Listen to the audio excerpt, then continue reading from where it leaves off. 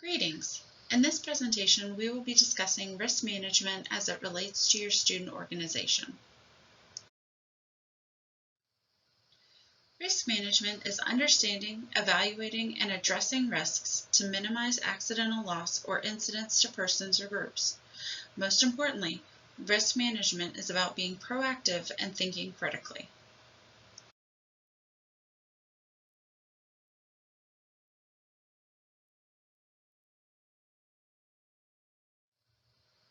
There are a variety of risks you can encounter as a student organization. The primary ones are physical, emotional, reputational, and financial. Ask yourself, could your organization's activity, program, or event possibly lead to physical harm?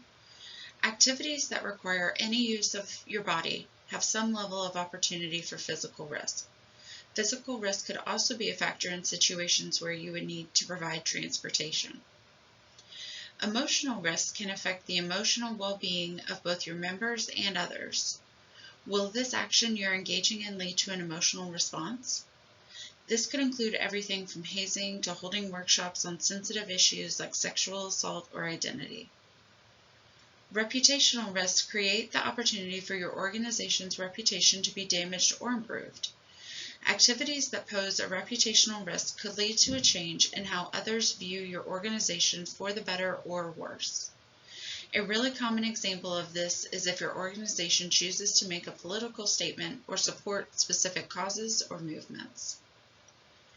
Financial risks are any risk that could cause a financial hardship or stress for the organization.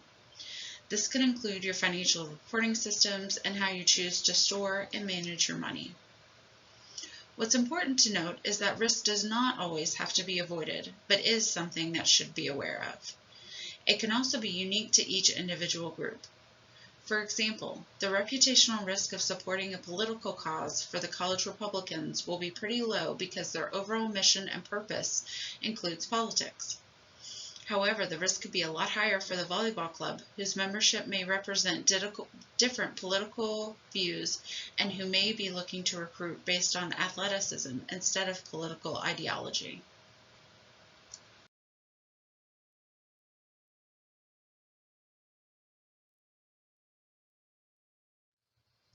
So what are your options? Accepting the risk should only be used if the risk is determined to be of minimal damage. This is not something you should use often. Reducing the risk is the most common strategy. Reducing can be used in a variety of situations. To utilize this strategy, reference the risk management techniques we will discuss later in this video. Transferring risk should only be done when you are bringing in trained professionals or university staff and faculty.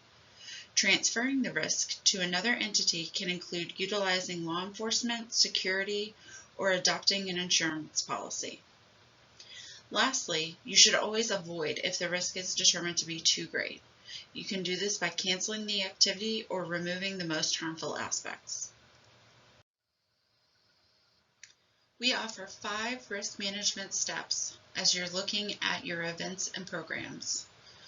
First is to identify the risk. Second, analyze all factors associated. 3, evaluate the possibility and severity. 4, treat the issues or concerns associated. And 5, monitor additional opportunities and concerns. You can utilize the risk matrix to analyze the likelihood and severity of risks associated with activities.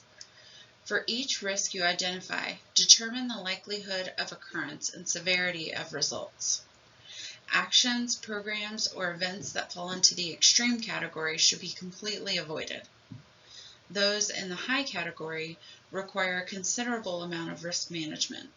We recommend that you work with the Leadership and Service Center to determine ways to reduce the risk. So what can you do to minimize risks? First, read the policies. Policies that relate to student organizations can be found on the LSC website. Second, utilize the risk matrix. Talk about potential risks with the members of your organization. Third, plan ahead. Do your best to have a plan in place should a situation occur and know how to respond. Fourth, purchase event insurance. If your event has a high likelihood of risk associated with it, event insurance can help manage the risk to your organization. And fifth, utilize the LSC and other campus resources as it relates to your activity or the type of risk associated. The university insurance policy states that student organizations are private affiliations. As a result, student organizations are not automatically covered under the university insurance plan. If you are interested in individual event insurance, you can purchase through TULIP. TULIP stands for Tenants and Users Liability Insurance Policy, and it provides special event liability coverage. It is used by institutions like Carolina that allow third parties to use their facilities for specific events. It is event specific and can also cover vendors, performers, and exhibitors if needed. It protects both you and the institution against claims by third parties who may be injured or experience damage to property as a result of participating in an event. Please reach out to the LSC if you would like to learn more. For this portion of the video, we will cover a brief case study. Pause the video and read the case study to the right. Then take a minute to identify any risk that can occur as a result of this event. There are actually a variety of risks that can occur during this retreat. The surprise location could cause issues if there's an emergency or accident. You'll want to be sure all members of the organization are aware of your intended location. We also recommend letting people know who are and are not attending. Carpooling with student drivers can cause concerns for safety. You could choose to book a charter bus to travel or utilize liability waivers for your riders. Camping outdoors could cause a variety of risks. To mitigate this, you could book with a formal rental company to stay in cabins or a hotel for your retreat.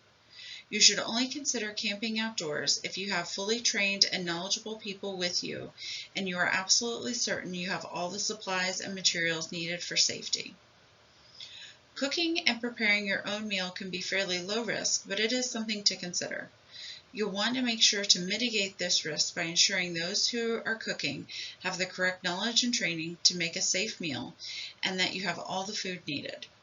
If you're uncertain about this, we recommend utilizing catering or outside trained vendors.